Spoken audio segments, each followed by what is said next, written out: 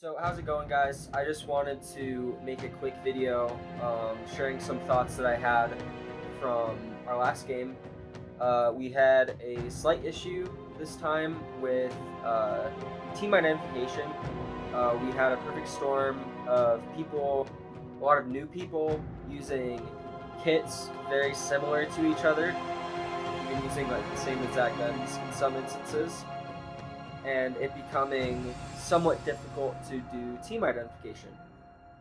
Now, it wasn't a huge issue, but I do think that it is appropriate to, start implementing a team identification system, especially as we start growing. And, I'm not going to be, running this show forever. I'll be shipping in May, so I want to put in place, a fairly stable system that's, will be continue to use after I have to take my hiatus while I'm in basic training. I have decided how that we will implement this change. We won't be using armbands or light up bands or anything like that. We will be using patches that attach to the back of your person, so that can either be on the back of the helmet cover or counterweight pouch, or on the back of the plate carrier, or any other jury-rigged option like a ball cap that has a Velcro field on it, worn backwards, or just anything like that. As long as it's on the back of your person, you'll need one, or it'll have to be on the back. So there's a few questions about implementation that need to be answered. There will be a poll in the description, so I want you guys, especially if you play in the field, especially if you play at the field, like only if you play at the field, or you plan on playing at the field or coming to one of our events, etc., go down there, and I want you guys to answer that. The main question comes down to logistics, right? How are we going to distribute these patches? Are they going to be self-supplied, or are we going to start collecting money for them? What do we do? And what do we do actually? What do we even buy? Like, what option do we buy? So let's talk about distribution first. So the point of this segment is to inform you and help you make your decision. Just right off the bat, I am in favor of field supplied and collecting a fee to pay for them, because I believe that it'll make it easiest for rentals to come on, or loaners to come on to the field. It'll be easier to pass along, like if say as the organizer, I'm only putting, everyone's putting in the same amount of money, so it's going to belong to the field for everybody. So whoever starts organizing games after I take my hiatus, I can just hand it to them, and it's not like I'm out $110, $150 on patches, right? Everyone has a stake of them, or stake in them.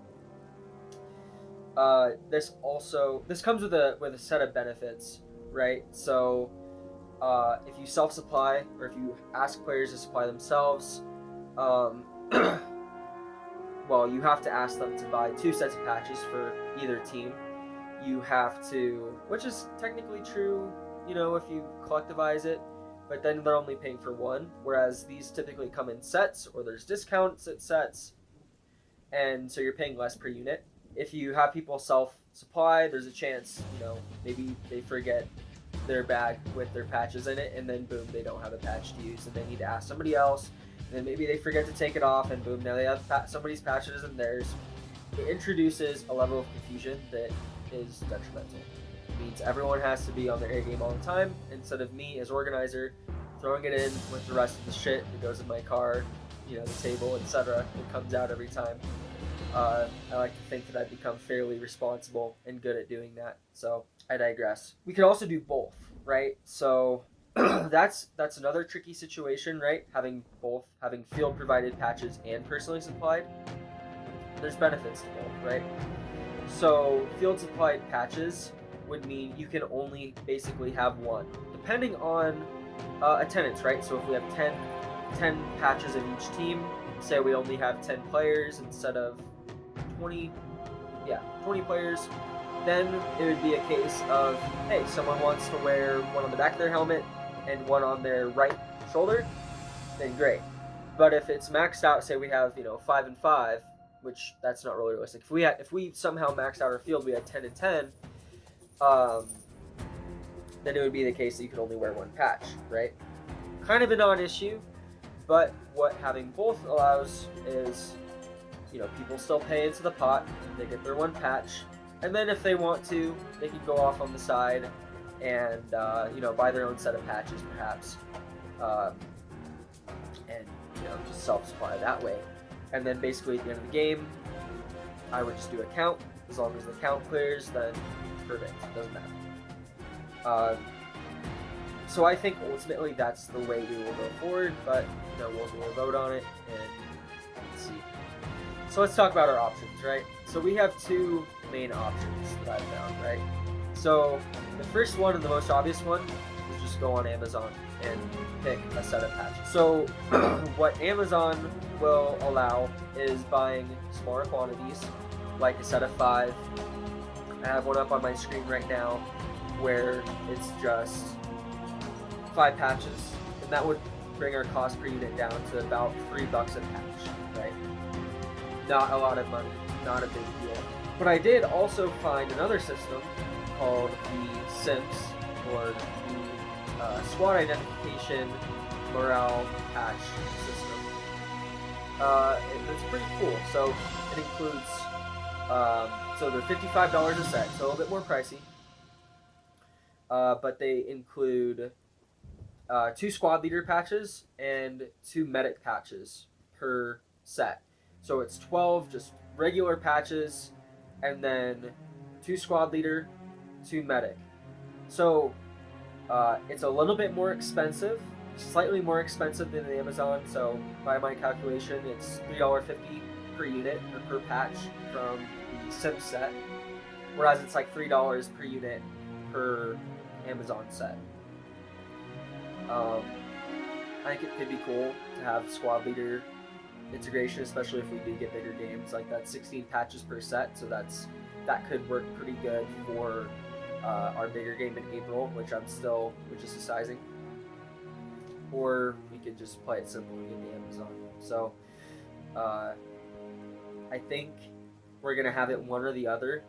So the SIMS system would lend itself better to field provided. I would just buy it, you guys pay, and then you are entitled to one patch per team while you're playing. And we would just basically when we'd set teams, maybe someone is getting switched to blue team, someone getting switched to green, you just switch it just in line, how we do it with the double columns. So it's not really a big deal, right? But we definitely don't, I don't think we would want to do SIM patches and Amazon patches just for the sake of professionalism. Having organization is nice. It looks nice, and it looks nice on video. There is one obvious really big question that has to be asked at this stage, especially when it comes to spending money. The question is, do we want to continue with blue versus green? Or do we want to transfer to blue versus red, or some other combination that has a bigger visual difference? Personally, I do think it is time to switch to blue versus red, just for simplicity's sake. We might be able to get it down, and it's really not that big of a deal, right? But if someone new walks onto the field, or we're doing our big game in April, and someone sees that, then it could cause issues. It's also, there's just mentally, psychologically, if you want to put it that way, it's easier to distinguish between blue and red. Oh yeah, I'm definitely red. I mean, I guess at that point it doesn't really matter anyways because you have the patch identifier. But hey, it's a thing that has come up in the past. Oh shit, what team am I? What am I flipping this flag to? I don't believe we'll have these team identifiers by next game, but depending on how this turns out, we very well might. So thanks for giving me your time, and let me know.